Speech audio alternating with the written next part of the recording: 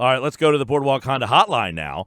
And with 76ers rookie Zhaire Smith out indefinitely, he had surgery to repair an acute Jones fracture in his left foot. Boy, where have we heard this before? Let's bring in Dr. Kevin McHale, Cape Regional. He joins us now on the Boardwalk Honda hotline. Welcome back, Doc. How's the summer been? It's going all right, yeah. It's already getting pretty close to the end here, unfortunately, but it's been a good time. That's right, and it wouldn't be a Sixer season without an injury, right? I mean, hey, perfect. That's how our rookies go, apparently. That's how it goes, 6 years in a row. All right, an acute Jones fracture of the left foot. This is the same injury that Ben Simmons had. It kept him out the entire season. So give us a little insight, again, on this particular injury. So the Jones fracture, when we're talking about that, it's a fracture of the metatarsal bone, which is one of your foot bones all on the outside of your foot. This one's the fifth one, kind of the extension of your pinky toe. And it's really important for cutting off and pushing and running. Really important for burst of speed in these elite athletes. The good news is with an acute fracture, typically the healing is pretty predictable. You put a screw across the fracture site. When you do that, return to play can be somewhat predictable once it heals. It takes around 8 to 10 weeks to heal, but they don't really want to, rush people back. So part of the reason why you might be a little conservative is if you rush people back before the 9-week time point, they may end up re-aggravating it, refracturing it, rehurting it. So, and might need a new surgery down the line. So sometimes they may kind of be a little more cautious and hold people out for a more extended period of time. This timeline's a little bit different. It's summertime still. We've got a couple months before the season gets underway. So hopefully we'll be able to see him this year. Doc, I think I've read or seen that the problem is there's not a lot of blood flow to that area. That's why the healing time is you're not able to pin it down exactly? Yeah, that's exactly right. So Jones fractures are notorious for not healing well because it's what we call a watershed area. So that metatarsal bone gets blood supply from the end of it, from each end, and it kind of meets in that area.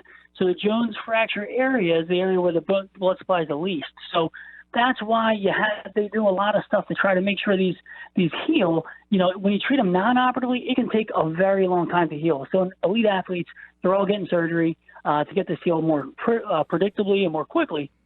And by putting that screw across, sometimes they'll augment it with some other types of, bone like growth factors and stuff like that to try to encourage healing at a more rapid rate, just to kind of help with that blood flow process. But yeah, that's the problem with these fractures is that the blood supply is not that great and healing can be quite prolonged. Now, real quick, the injury that Joel Embiid had was a navicular injury. That kept him out for multiple seasons. Now, he had multiple surgeries. Is this a similar injury to that that kept Embiid out, or is this something that is better news? This is definitely better news. So a navicular fracture, when you get stress fractures in the navicular bone, those are notoriously bad actors. They take forever to heal. They can get re-injured. It's much worse news to have a navicular fracture. So Jones fracture, unfortunate, but definitely better news. Typically, these will heal pretty predictably with the surgery. It takes time. It takes a couple of months. So if this was to happen, closer to the start of the regular season, it'll be a real big problem, probably missing most of the season. Luckily, it happened in the summer, if there was something lucky about it. But still, it's going to bring him right up to that timeline of the start of the season where he's just finishing recovering from it. Dr. Kevin McHale with us. I thought this was a good visual. I read that the area, because of the blood flow, it's like if you had two sprinklers, the old-fashioned sprinklers on your lawn, it's where the grass doesn't grow because it's not hitting that water flow directly, or in this case, it's really the blood that we're talking about for the healing. Yeah, that's exactly right. We call it a watershed area. You got blood vessels coming in from the one end of the bone, blood vessels coming in from the other end of the bone. They meet in the middle. This is where that fracture is. It's actually at the base of the bone, but that's where the middle of the blood supply, where it's missing. And it just takes a while. But that's where the screw kind of helps with that, though, because when you put, you drill and you screw across, it encourages the bleeding into the fracture site and encourages those growth factors. And it can help with the healing. Yeah, that screw's the key, right? I mean, that's the for stabilization more than speeding up the healing process. It's just to stabilize. Right. So, and then in these elite guys, they can get back to fairly aggressive rehab protocols where they'll start getting them moving quickly. I mean, obviously, some of it's just biology, right? You have to let the bone heal before you start loading it too much. So they will kind of slow them down, obviously, in the very beginning. But with these more aggressive protocols, they'll have them rehabbing, within the first several weeks, like within the first month, they'll start be doing more and more real low impact stuff. And then by the end of that second month, they're doing a more, not so much high impact, but more and more just training where you're not overloading the fracture site. They'll have little special orthotics to put in their shoe that protects it when they get back. And you can be fairly aggressive once that screw's in there. If that screw's not in there, you got to put it in a cast, and you're talking about a much longer time before you can let them do those things. Dr. Kevin McHale from Cape Regional Health is with us here. We're taking a look at the injury to Zhaire Smith. Now, let me ask you about Ben Simmons had this injury. It kept him out the entire season. Do you think that was more precautionary? Like, do you think he most likely was ready to play and they just were being precautionary and held him out? Or do you think legitimately he was not prepared because his injury occurred in October of that season, or September or October? It was either early October or late September when that happened, and he never played the whole year. So it's probably a little bit of a combination, right? So if we do the math, the timeline to return to play, it's estimated you can get back as soon as 8 to 10 weeks. The catch is, if you get back before 9 weeks, you have a lower performance afterwards. You have a higher rate of refracture and a higher rate of re-injury and additional surgery. So we know that you like to wait after 9 weeks when you can. Obviously, some of these guys, when they're trying to get back for playoffs or whatever, they push that timeline. But knowing that they may need a revision surgery in the off season. So at this time of the year, it's very unlikely that you're going to do something like that. So when you're talking about an October injury, when you push it back, we're talking 2 to 3 months.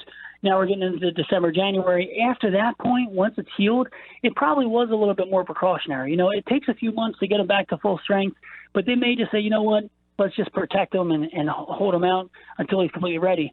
Also, everybody's a little bit different, right? So we use these as timelines, but when they're looking at their x-rays, he might have been a little bit slower to heal. It's not uncommon, as we talked about at length, about this blood supply is not the best. If his fracture wasn't healing at the rate they wanted, it might have been, a little bit, being cautious, but also just because he wasn't healing at the rate they wanted and wanted to make sure they were safe with him. And, of course, that's all the medical information, Doc. The Sixers at that point maybe didn't want to hurry Ben Simmons back. Losing was a good thing in that season. Yeah. There's always in pro sports, there's a lot of factors that play in these decisions, and it's not always just the doctors, You also take into account that Ben Simmons was 6'10". Zhaire Smith's about 6'4". Does that play a role in the blood flow? Yeah, well, not so much the blood flow. Just these guys are big muscular guys, and obviously, if I was to break my foot, it's not going to see the same amount of load that these guys are putting on it, right? So it's really not so much a difference between players, although that size difference would be a less load. So it's actually in the favor of Zhaire Smith, but it's a ton of load that foot's going to see, and they're going to be a little bit cautious. They're going to hold him out. I would not, even though the timeline would suggest that he might be ready for the kickoff of the season, I don't think that's happening. I don't think we're going to see him in the season opener. He'll be likely pushed back a little bit just until he's at full strength. There's complete healing. The Sixers, we know, play a little bit of a long game, and as a rookie, they want to make sure he's good for the long term, not just game one. So sometime after the new year, sometime in that range is a decent bet. Yeah, I wouldn't be surprised. I'd love to see him back sooner, but they're going to make sure he's nicely healed before they get him on the court. And then the other thing too is, as a rookie, as you know, these guys are playing. They got to take a while just to learn the game. And playing at that elite level and at the pro level is very different than college. So he's got a lot to learn, and unfortunately, these kind of injuries, that it holds him out from learning all that stuff. I'm sure he'll be there watching and trying to get as much as he can from the side of the court, but it's a little different if he's not out there. So, he's going to be a little bit delayed in that respect as well, but I'm sure I'd like to see him, as soon as possible, but we may not see him until the new year. Okay, that's our injury report today, being brought to you by Cape Regional Health Systems and Dr. Kevin McHale, Cape Regional Health, and Penn Orthopedics, the best of both worlds for a healthier life. For an appointment, call 609-463-CAPE or visit us at caperegional.com/orthopedics. And PT, you will be down at their event tomorrow. Yeah, I'm going to be down there, Doc. It's the 14th annual Cape Regional Home and Health Show at the Avalon Elementary School. That's 235 32nd Street in Avalon. Looking forward to working with Cape Regional. All right, yep. Well, it's a great event, so hopefully we'll see you guys all there. All right, Doc. We'll talk to you soon, pal. All right, we'll see you. Okay, Dr. Kevin McHale, like all guests, appeared via the Boardwalk Honda hotline. I'll try to get a picture with Dr. Kevin McHale.